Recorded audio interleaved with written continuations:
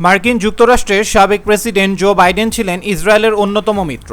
ফলে বাইডেন প্রশাসন সে সময় ইসরায়েলকে কোনো জবাবদিহিতা ছাড়া সহায়তা করেছিল। কিন্তু এবার সেই বাইডেন প্রশাসনেরই এক উচ্চপদস্থ কর্মকর্তা জানিয়েছেন সত্যতা, স্বীকার করেছে গাজায় ইসরায়েল বাহিনীর ভয়াবহতার চিত্র।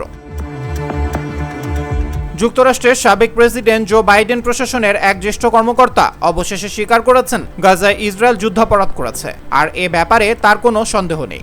স্কাই নিউজের এক পডকাস্ট সাক্ষাৎকারে এই বিস্ফোরক তথ্য দিয়েছেন তিনি। আর ওই ব্যক্তি আর কেউ নন, মার্কিন পররাষ্ট্র দপ্তরের সাবেক মুখপাত্র ম্যাথিউ মিলার।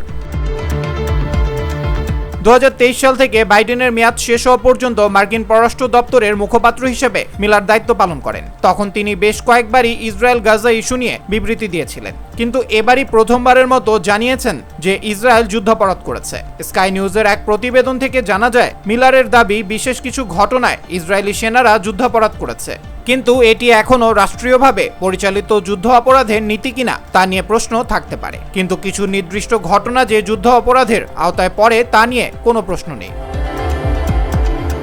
ওই সাক্ষাৎকারে ম্যাথিউ মিলার আরও চাঞ্চল্যকর তথ্য প্রকাশ করেন। তিনি জানান, বাইডেন প্রশাসনের ভেতরেই ইসরায়েল যুক্তরাষ্ট্র সম্পর্ক এবং গাজা নীতিকে কেন্দ্র করে ব্যাপক মতবিরোধ ছিল। প্রথম দিন থেকেই ছোট বড় অনেক মতপার্থক্য ছিল, কখনো অস্ত্র সরবরাহ বন্ধ নিয়ে, আবার কখনো ইসরায়েলকে কূটনৈতিক চাপ প্রয়োগের প্রশ্নে। এছাড়া মিলারের বক্তব্য অনুযায়ী গেল বছরের বসন্তে যুক্তরাষ্ট্র 2000 পাউন্ড বোমা সরবরাহ স্থগিত করেছিল, কারণ আশঙ্কা করা হচ্ছিল ওই অস্ত্রগুলো গাজায় অনুপযুক্তভাবে ব্যবহার করা হতে পারে। মিলারের মতে প্রশাসন সেই সময় এক কঠিন রাজনৈতিক ও মানবিক দ্বন্দ্বে পড়েছিল। একদিকে ছিল দীর্ঘদিনের মিত্র ইসরায়েল, অন্যদিকে আমেরিকান অস্ত্রে নিহত নিরীহ ফিলিস্তিনি বেসামরিক মানুষ। গাজায় প্রতিদিন হাজারো মানুষ মারা যাচ্ছিল বলেও জানান মিলার। তখন মিলার নিজেকে প্রশ্ন করেছিলেন, সে সময় মে থেকে জানুয়ারির মাঝামাঝিতে তারা কি আরও কিছু করতে পারতেন একটি স্থায়ী যুদ্ধবিরতি নিশ্চিত করতে।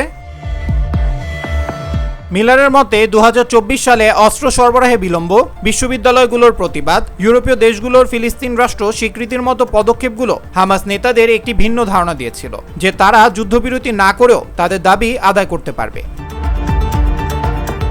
এছাড়া 2024 সালে নির্বাচন নিয়েও কথা বলেছেন ম্যাথিউ মিলার। জানান, সরকারের বাইরে থাকলে তিনিও আরও একজন ভালো প্রার্থী প্রত্যাশা করতেন। তার মতে বাইডেনের চারপাশে কেউই সাহস করেননি বাইডেনকে বলতে তিনি এই দায়িত্ব পালনের জন্য উপযুক্ত নন।